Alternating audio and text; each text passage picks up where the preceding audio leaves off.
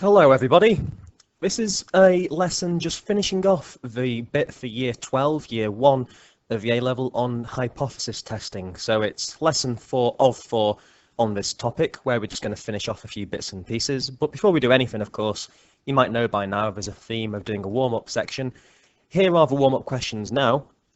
There's 4 to go at, as normally there always is. What I want you to do is to copy down these questions, pause the video, have a go, and when you're ready, play the video to find the solutions, and then compare your results to mine. Then double check you've got them right. If not, go back and listen again accordingly. So when you're ready, press play, and we'll go through the solutions together. So, okay, we'll start off with question 1. Question 1, we've got a vector, A, where A is minus 3i minus 4j, and what we want is a unit vector parallel to this vector. So a unit vector just means it has to have magnitude 1. So our first step is to work out the magnitude of vector A, which we've got currently. And what we do here is we square root the components of I squared added to the component of j squared. So it's a square root of minus 3 all squared plus minus 4 all squared, all of this square rooted. You might spot this as a Pythagorean triple. So minus 3 squared plus minus 4 squared, that gives us the square root of 25, which is obviously 5. So the easiest way to do these questions is to keep the vector looking the same as it is, but just divide through by the magnitude of the original vector to reduce its magnitude to a magnitude of exactly 1. So a vector parallel to vector A, which has magnitude of 1, would be 1/5 of A, which should be 1/5 of minus 3i minus 4j. So if you really wanted to, you could also, if you wanted to be a bit smart about it, you could have said, or you could have 1/5 of positive 3i positive 4j. But I do feel, as I'm sure you might feel, the most obvious answer is to leave it in this form here. And that's question 1 completed. Question 2. Find the direction of vector A from question 1, giving your answer as a bearing. So because we've got mention of a bearing here, what I'd suggest doing is to actually just jot down a north line, which isn't quite right. Hold on. It'd bug me if it's not right, but that's better. And we're going minus 3i minus 4j, and so we're going to the left because it's minus I, and also going down because the component of j is negative 2, so it's going to go like this somehow. So vector A is pointed down here in some way. As well as that, we can go slightly further and we can jot down what the components are. So we've got here something like this. So the length of it going downwards was minus 4 because we had minus 4j. But because obviously it's just the size of a line, we can just say that's 4 and 3 along. And so this is a simple not Pythagoras rather, this is a simple trig question. We can work out this angle here, and the bearing we're wanting is all the way from north clockwise until we reach the direction of A. And so the bearing, hopefully you can see this, is going to be 180, because this bit here is a straight line, plus this angle theta. So that's going to be 180 plus, now here we know the opposite to theta, which is 3, and the adjacent, which is 4, and obviously this is a right angled triangle. So we can calculate theta by doing tan minus 1 of 3 over 4. And so if we just get our trusted class whizzes ready and try this, what we'd have is 180 plus shift tan brackets 3 over 4, or 3 divided by 4, and that gives us to 3 significant figures, just 217 degrees.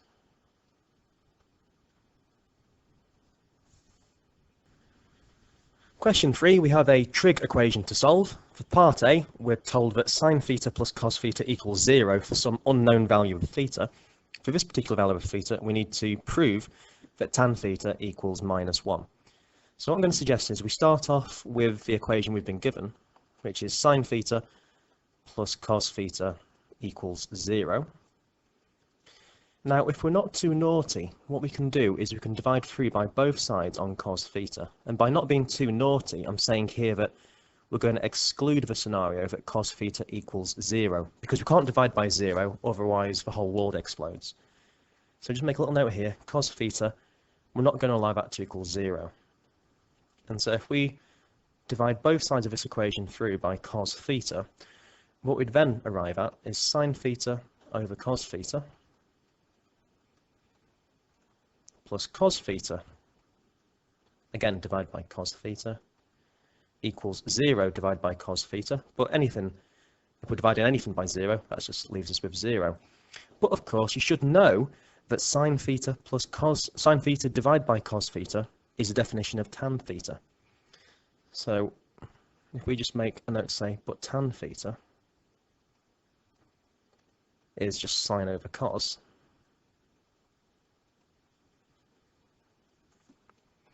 so what we have now is we can swap sine theta over cos theta with tan theta.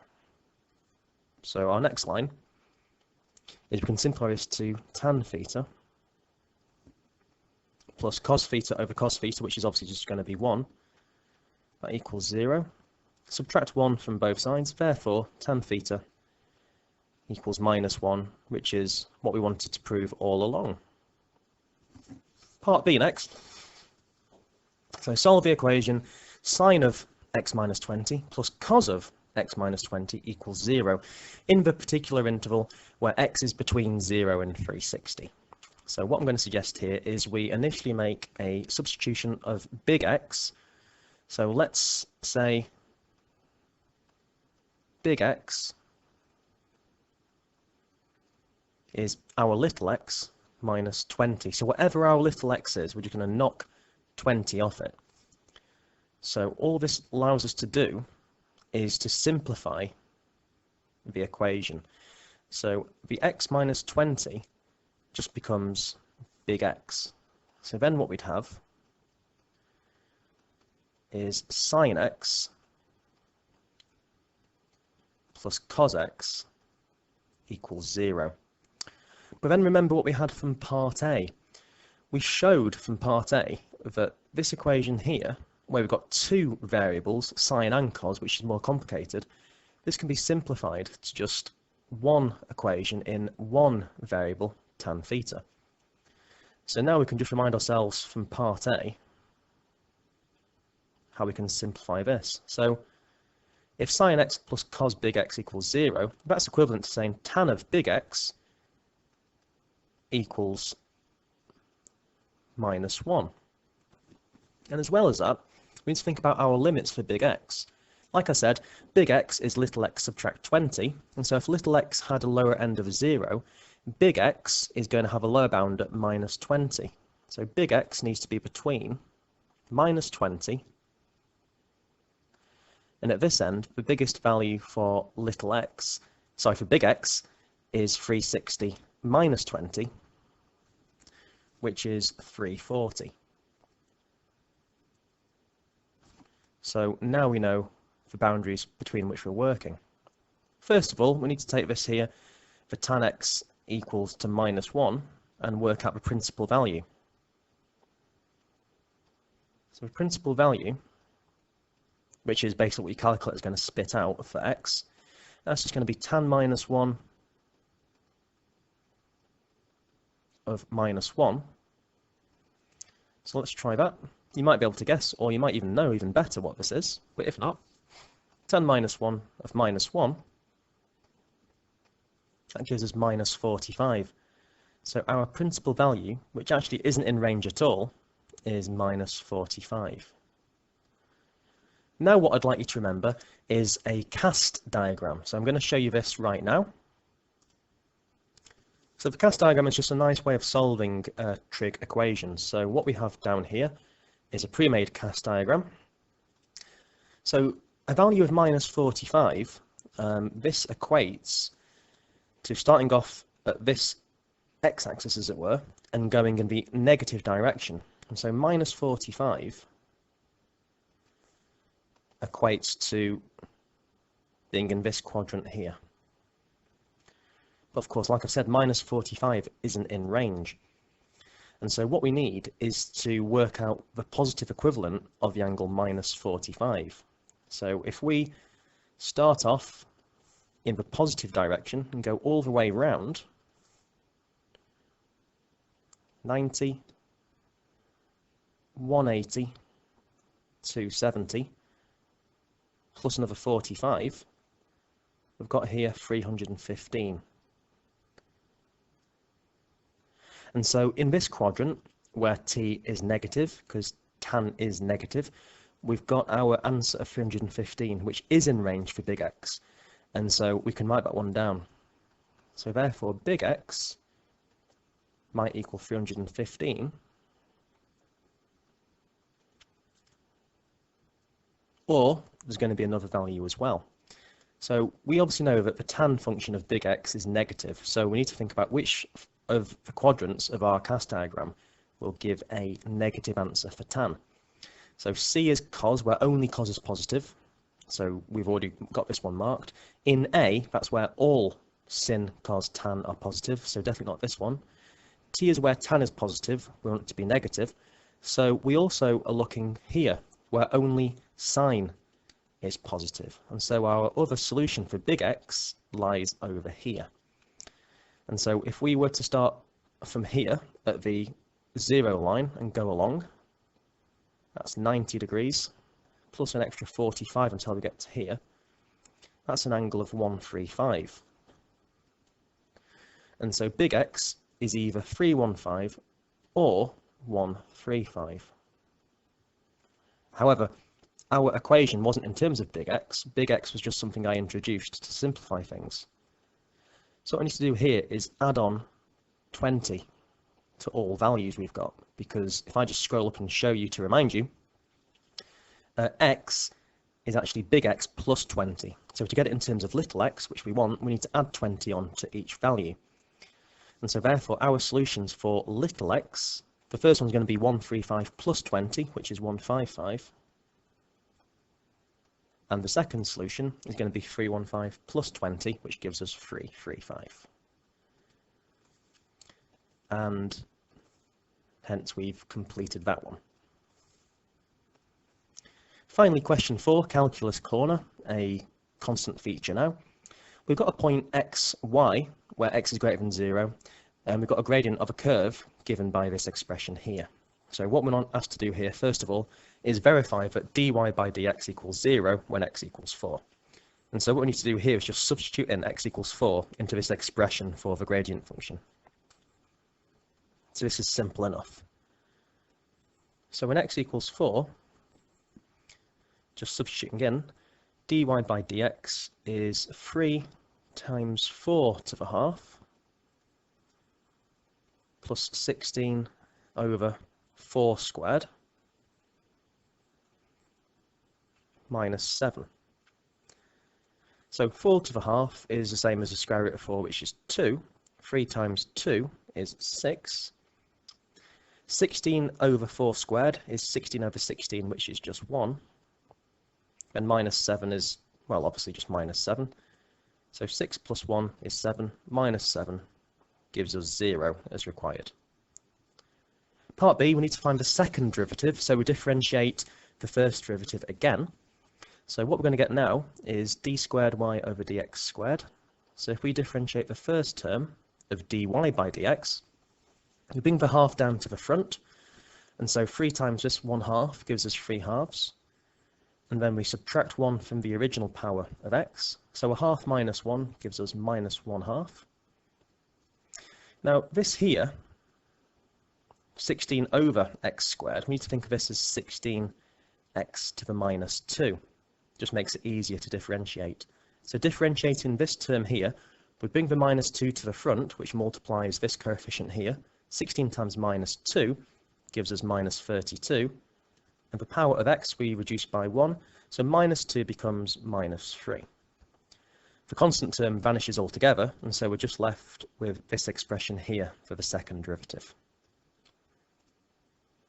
Part C, use an algebraic reasoning to determine whether the point where x equals 4 is a maximum or a minimum. And so this is where we can use the second derivative to help us. So we can just substitute in when x equals 4. So when x equals 4, the second derivative, d squared y over dx squared, that's going to give us 3 over 2 times 4 to the minus a half this time, then minus 32 multiplied by 4 to the minus 3. This is definitely a calculator job, I'd suggest. So typing this in exactly as we have. So 3 over 2 multiplied by 4 to the power minus a half,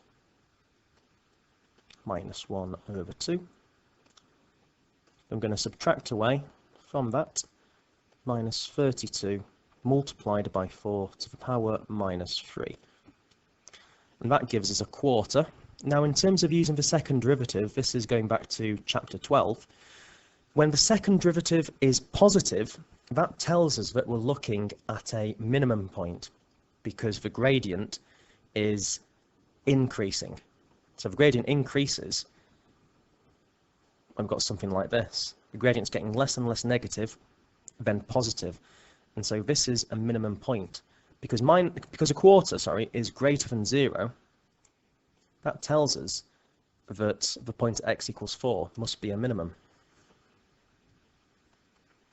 If the second derivative at this point had been negative, that would have told us it was a maximum. So x equals 4 gives us a minimum point.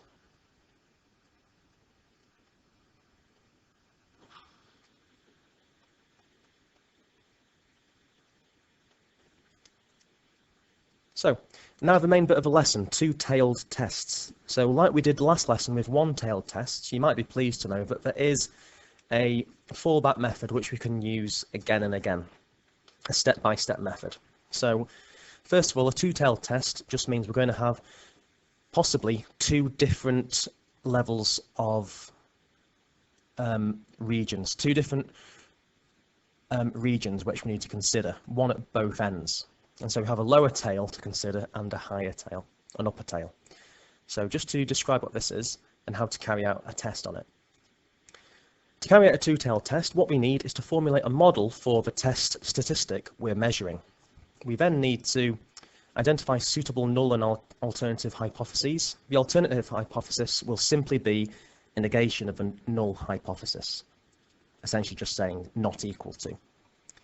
The next point, we need to calculate the probability, and this is known as the p-value, of the test statistic taking the observed value that it has, assuming, of course, as ever, that the null hypothesis is true.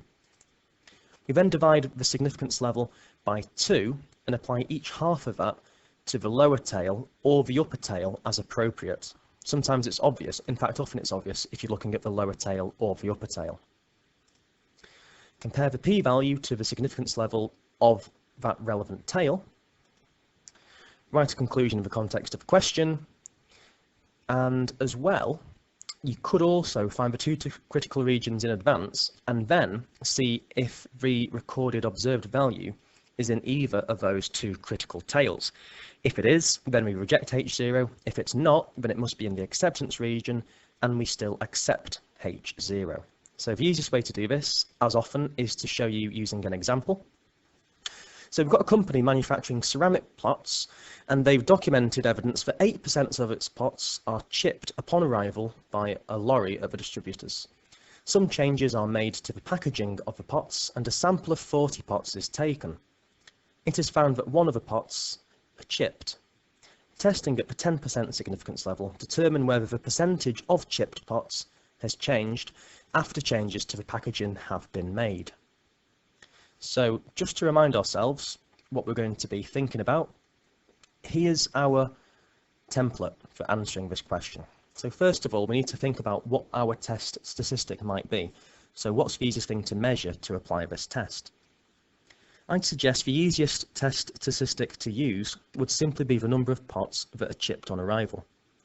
We can also say that P is the probability of a pot being chipped. So that's probably the easiest starting point. We then have to assume that it's going to be binomial. In other words, either pot's chipped or it's not chipped. It's one or the other. Secondly, identifying suitable null and alternative hypotheses. We've got to assume, first of all, that the evidence of 8% of pots are chipped has to be the norm. That's got to be what we assume to be true. So our null hypothesis is that the proportion of pots chipped is still 8%. The alternate hypothesis is going to be that the proportion of chipped pots is now not equal to 8%. So this is our null hypothesis. This is our alternative hypothesis. Next, calculate the probability of a test statistic taking the observed value, assuming the null hypothesis is true. So I'll show you how to get onto this using your calculator. So what we need to do here is press Menu, 7, scroll down to Binomial CD, press 1, press 2 for variable, and type in our parameters. So here we found that one of the pots is chipped. So our x is 1 out of a total number of samples of 40 samples, sample size 40. We're assuming that our value for P is 0.08. So this will tell us what the probability of having 0 or 1 chipped pots would be. And we get 0.1594. So we can write that down. So the probability of having either 0 or 1 pots chipped is 0.1594. Now, obviously, well, I'm hoping obviously, you know that this is the lower tail. So we don't need to necessarily worry about the upper tail, because this is obviously a lower tail. If we're talking about, say, 30 pots being smashed or something like that, then we might need to think about an upper tail. But now it's obviously at the lower end of this distribution. So next what we need to do is to divide the significance level by 2 and apply each half to the lower tail or upper tail. So we're just looking at the lower tail here. Our significance level was 10%. So if our p-value was 0.05 or less for the lower tail, that would be critical. Or if our p-value was 0.95 or higher at the upper tail, that also would be critical. So if it's in the lowest 5% or the highest 5%, it would be critical. Here though, if we do 10% and divide it by 2, we get 5%, which is 0.05. Next, we then compare the p-value we got, which is 0.1594, to the lower tail critical value, which is 0.05. So obviously you can see that 0.1594 is higher than 0.05. Therefore, this value, either it's low and would seem to indicate an improvement in the packaging, it's not low enough to be critical. It doesn't give us enough evidence to reject H0. So based on this, because it's still higher than 0.05, H0 is not going to be rejected. Finally, always conclude in the context of a question. Take a step away from the maths and apply it back to the actual context of the question so that a non-mathematician would understand what you're saying. In this case, what we have to conclude is that actually the proportion of chipped pots has not changed. It may have done, but using this test, there's no evidence to make that conclusion. I did mention as well, we've got an alternative way of doing this, which I'm going to just run through with you now. My suggestion would be that this is the easiest way, but if you want to go for a different way, what we could do is find the critical regions first and then compare those with the value of the test statistic. So what we need to do first of all is to think about the lower tail. So for the lower tail, and always do 2 values either side of the 5% that we're needing. That shows you that you've definitely got the lower tail and shows to the examiner you've been systematic. So what I'd suggest first of all would be to do the probability of there being 0 or 1 pots. being damaged if H0 is true. So that would give us a value which is, what was it, 0.1594.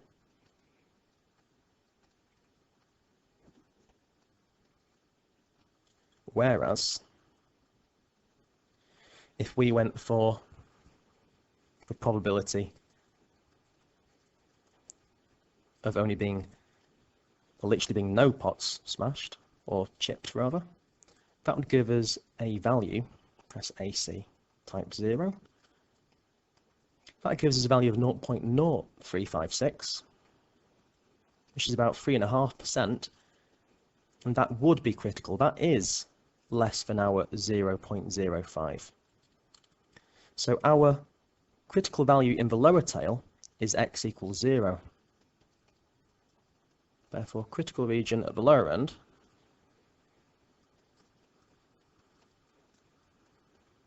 is x equals 0. We now do the same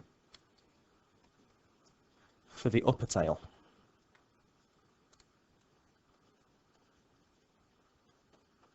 So what we're looking for here is a value which exceeds 0.95, or in terms of 1 minus that value. Again, we're looking for a value which drops below 0.05. And so what I'd suggest we do here is try different values. So let's try 3 chips, 60%, nowhere near enough, up to and including 4, got 0.7867. If we go up again and try 5, now we're getting closer. And so let's think about this. So the probability of having more than 5 chipped pots would be 1 minus the probability of having equal to 5 or less than 5 chipped pots. This is what we just found here. This is for 5 or less. That gives us a 0.9033 probability.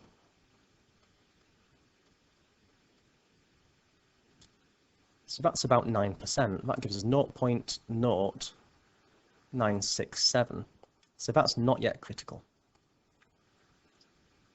So a value of 6 or more isn't critical yet. But if you were to try x being greater than 6, which is obviously 1 minus the probability of x being equal to 6 or less, let's see what that gives us. So press AC, increase our x value by 1 from 5 to 6, and that gives us a value which I'm hoping you'll see here will end up being critical.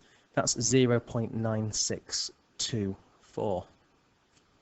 So 1 minus 0.9624, that gives us 0.0376, and that is critical because that is less than our 5% at the upper end. So therefore the critical region in the upper tail is going to be where x is greater than 6. So the first critical value will be where x is the first whole number value greater than 6, which is obviously 7, all the way up to and including the maximum, which is 40, because 40 is our sample size. So our critical regions are x equals 0 at the lower tail, and also at the upper tail between 7 and 40. So we're almost there. So we now compare our test statistic, which was x equals 1, to these critical regions. And as you can see, x equals 1 is outside of both critical regions. X equals 1 is outside of the region x equals 0 and the region from 7 to x to 40 inclusive. Therefore, it's in the acceptance region, so therefore we do not reject H0, we would accept H0. Sometimes this method might be to your preference. I find it a bit more clunky, but just to show that it does give you, as you'd expect, the same conclusion. It's one and equivalent to the other method. Different method, same conclusion. So going forward, it's now over to you to try some questions. So on page 108, you will find exercise 7D. Try all of these questions, that is my strong recommendation. Try them all. If you get stuck, please do email me or send me a little message on the YouTube channel. Or again, you could also just double check the solutions using the back of a book and try and reverse engineer the answer to see if you can get it to work. And again, if you can't, do be in contact. Do keep safe, do keep working hard, and do, as ever, keep in touch. Thanks for listening, and you'll see me again in the next video. Ciao for now.